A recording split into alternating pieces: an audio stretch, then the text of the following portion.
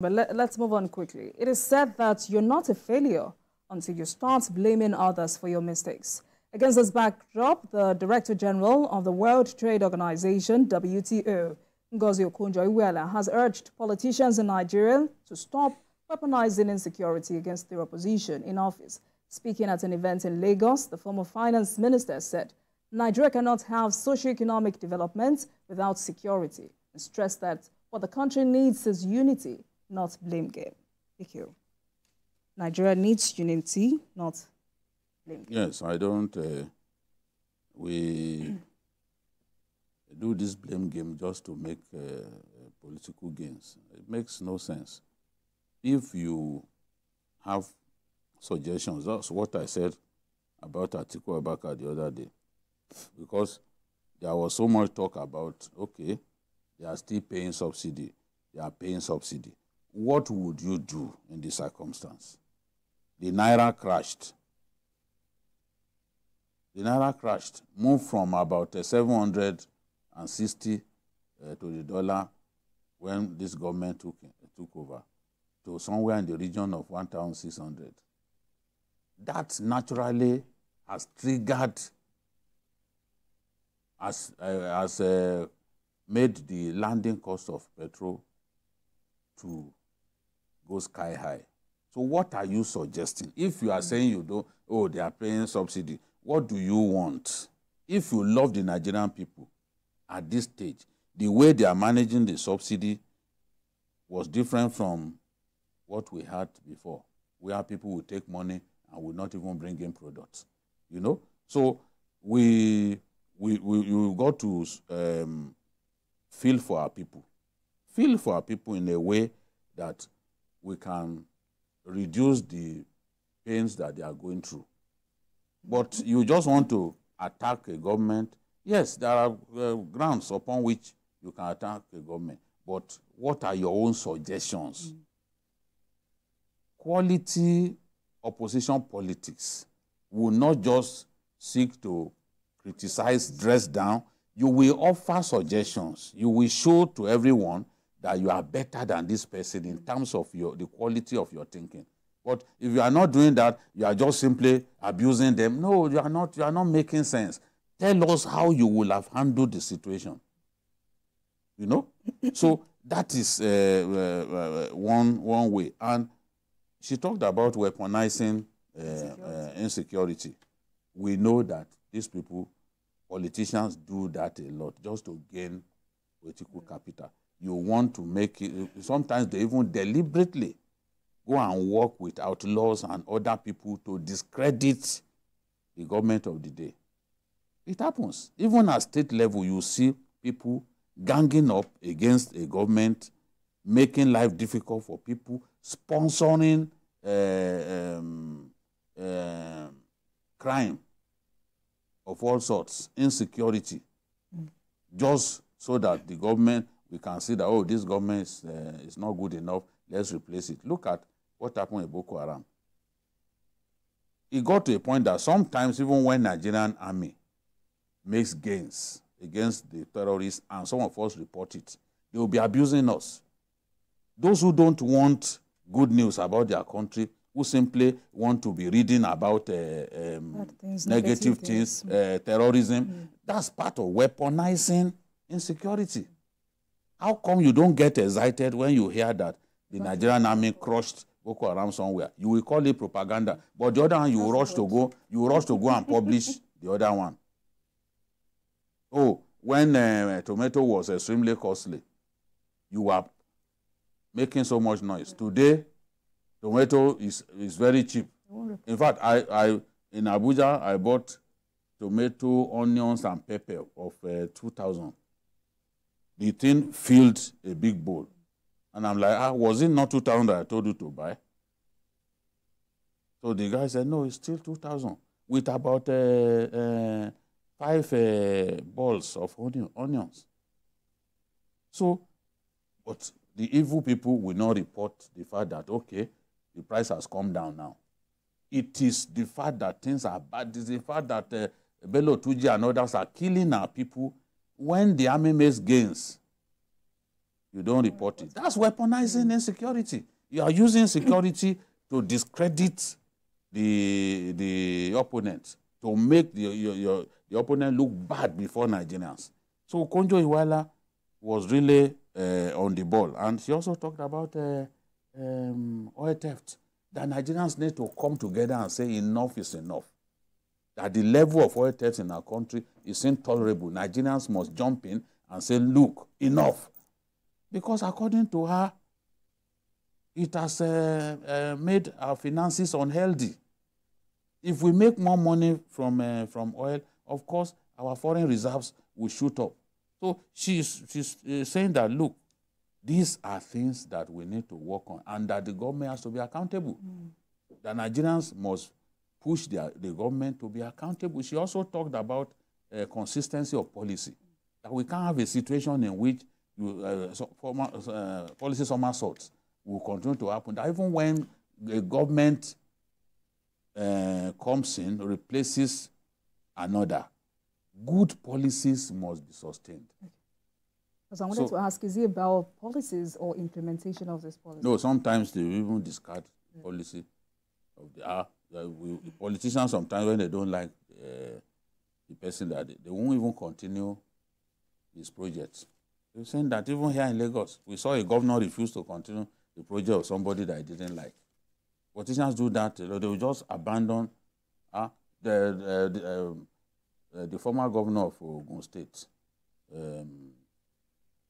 Bengadane, brought in turbines, huge turbines for independent power project. Go to the secretariat in Ogun State. You see those turbines there, already covered by overgrown weeds. You know how much money it costs to bring those? They abandon it. All right. You know? So, Okonjo-Iweala is not known to talk and talk and talk. But now that she has said all she has said, how instructive are these words? Well, I think we need to learn from all of us, especially somebody who was Minister for Finance. I think I share fears about corruption in Nigeria. I agree with her on security, that you can't have development where there is insecurity. And you cannot have a great country where, you know, people have fear of investment, they have fear of going out, they have fear of they can't even travel, you know, not to talk of. So I think it's a major problem in this country now that insecurity has diminished our potential for economic growth. And I also agree with her that people instigate violence, you know, just to demystify the government in power. We have seen that happen over and over again. That people, when they lose power, they think that, oh, in fact, before they leave that power, they set up all sorts of landmines. Make the government ungovernable. Landmines. You know, something happened some years back. The governor of Ondo State ordered armed men to vacate, you know, the forest in Ondo State. And then the president at that time issued a statement saying that they are Nigerians, they have freedom of movement. I was shocked. Because you say these people are foreigners. So the governor is now saying they should vacate the forest, and then you say, you know, they are, and you know, a lot of things also happen that give us a lot of concern. Armed men invading Kaduna Airport, you know, in broad daylight, 1 p.m. Banditry, all sorts of things happening, and government, you know, dealing with them with kid gloves. So I think insecurity is also fueled by a section of the government. We need to get that right. And then we have seen that even happening now.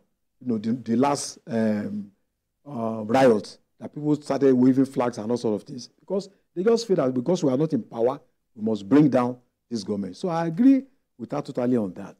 And also on oil theft, there's no way we can justify it. Between 2009 and 2020, we lost about 620 million barrels of oil, worth about 46 billion naira. So why is this so difficult for us to track our ships? There was a time that, you know, Focados, 4 kilometers of pipeline, illegal pipeline, you know, that people are using to funnel Nigerian, that would have taken so many, you know, months to build. And it lasted there for 9 years. It has been under operating for 9 good years before it was detected. So there are a lot of things are happening that they are just so difficult to justify. But there's one area I don't agree with her. Okay. to talk about corruption as if the government is served was innocent. That is not true. The government of President Obasanjo 8 years presided over the balkanization of Nigerian assets. They sold these assets to cronies. And if you look at the report of WikiLeaks in 2011, shows clearly that there were a lot of corruption cases under President Obasanjo. Are you forgetting about the third term bid that lawmakers, one of them said it, they were to be bribed 50 million naira each. So this idea of trying to show that, he was a man of integrity, that government was a saint and all that. No, it was a very highly corrupt government. Yes. Irredeemably corrupt. Yes. It's just that, he knew how to cover his tracks and, at a point, you could remember what happened to the FCC chairman at that time. That he had to be frustrated out of office. So the first 8 years of this country was riddled with corruption politically. Are you talking about election? How elections were rigged? Brazenly, in broad daylight, writing figures and all sorts. So, but we have short memory. We easily forget. Yes, that's why even today when you criticize Obasanjo, they will be abusing you. They will say you hate him. This is a man who got the Attorney General of the Federation to discontinue the corruption trial of his cousin, Okonjo-Iweala. Yeah.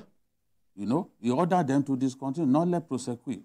They just discontinued it. A governor that his government gave clean bill was jailed in London, was found guilty of corruption. So in fact, they laid the basis for political and economic corruption in this country, that government. The facts are there. So this idea of trying to claim that, better government is not true. And she, as finance minister, was also complicit in terms of the privacy and all sorts of things that happened. So they should not bother us with all those things. She talked about unity. And in the last 1 year, we've seen how Mr. President has shown great desire to achieving national integration. Yeah. As we wrap up this afternoon, what more can we do? Every stakeholder, what more can we do to achieve national cohesion? You can have cohesion and unity where there is justice, where there is fair play, where there is equity.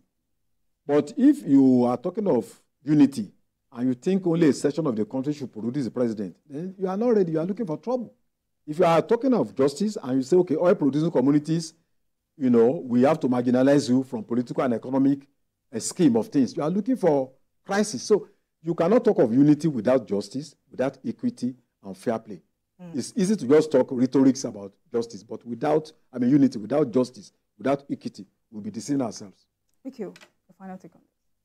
Yeah, I want a better Nigeria, a Nigeria that works for all of us. That has to start from the government. Government has to lead the way. And we need Nigerians who are not patriotic Nigerians, decent Nigerians, not people stealing from the Commonwealth. They are stealing from the Commonwealth, but they are quick to abuse government. Some of us are bad citizens. People stealing from people buying petrol from them at filling station. They are bad citizens. We need everyone to do some level of soul searching and commit to the growth and development of our country. You can play your own part. It's not for the people in government alone. You can play your own part. If you see evil and you refuse to talk about it, you are not a good Nigerian. We have to change. Your behavioral change has to happen. But I agree that the leaders have to show the way. And if we have a consistent run of good leadership, it will percolate on the rest of us as citizens, and we'll then begin to see a nation that works for everyone. All right, gentlemen, thank you so much for your time on the program this afternoon. Adewale Adoye, thank you so much for your perspectives as always. Mikhail, thank you so much, and congratulations once again. And thank you for watching, everyone.